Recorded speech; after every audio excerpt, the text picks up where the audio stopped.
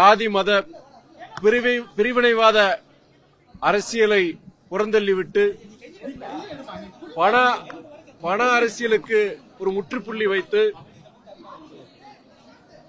ஒரு மாற்றத்தை உருவாக்கியுள்ள மக்களின் முதல்வர் அன்பு சகோதரர் திரு ஜோசப் விஜய் அவர்களது தலைமையில் இன்று கூட்டணி இயக்கங்களை சார்ந்த தலைவர்கள், முக்கிய நிர்வாகிகள், நாடாளுமன்ற உறுப்பினர்கள், சட்டமன்ற உறுப்பினர்கள் கலந்து கொண்ட ஒரு கலந்தாய்வு கூட்டம் இன்று நடைபெற்றது. இந்த நிகழ்வில் ஒரு ஊழலற்ற, ஒரு நேர்மையான ஒரு ஆட்சியை, சமூக நீதி, மதசார்பின்மை உள்ளடக்கிய ஒரு ஆட்சியை வழங்கிக் கொண்டிருக்கும் தமிழக முதல்வருக்கு வாழ்த்துக்களை அனைத்து இயக்க தலைவர்களும் தெரிவித்துக் கொண்டார்கள். தமிழ்நாட்டில் அரசியல் இயக்கங்களுக்கு மத்தியில் மட்டுமல்ல,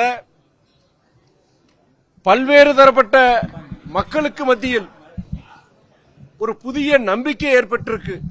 என்ன நம்பிக்கை என்றால், சாதி மத வேறுபாடுகளை கடந்து ஒரு ஊழலற்ற, ஒரு நேர்மையான, வெளிப்படைத்தன்மை உள்ள ஒரு அரசு நிர்வாகத்தை ஒரு தமிழக அரசாங்கத்தால் வழங்க முடியும் என்பதை நிரூபித்துள்ளார் தமிழக முதல்வர் அவர்கள்.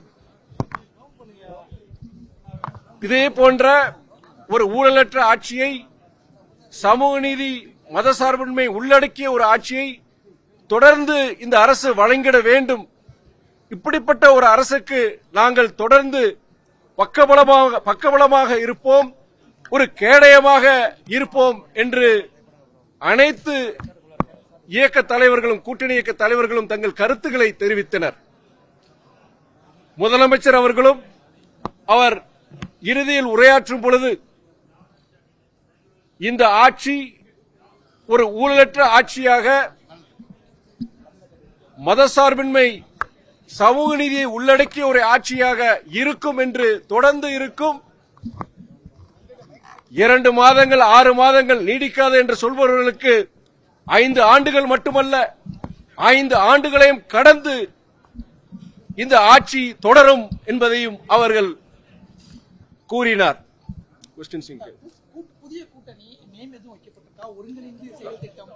அதாவது சமூக நீதி, சமத்துவம், கூட்டாட்சி தத்துவம் மற்றும் ஒரு நேர்மையான, ஒரு வெளிப்படையான ஆட்சி, இவை அனைத்தும் உள்ளடக்கிய ஒரு பெயராக இருக்கும் என்று நான் யூகிக்கின்றேன்.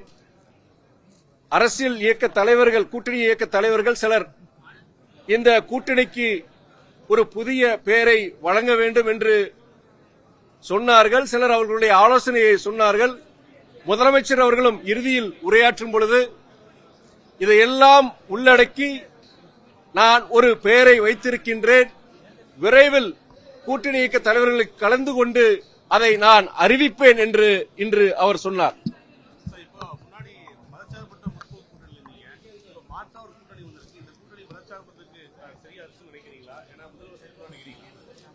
கண்டிப்பாக.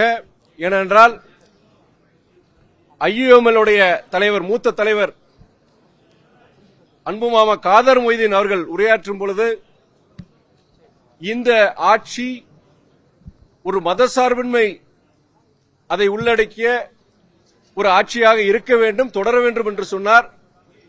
பல தலைவர்களும் சொன்னார்கள். இறுதியில் முதலமைச்சர் பேசும் பொழுதும் கண்டிப்பாக இந்த ஆட்சி இறுதி வரை மதசார்பின்மையை உள்ளடக்கிய ஒரு ஆட்சியாக இருக்கும் என்று உறுதியளித்தார்.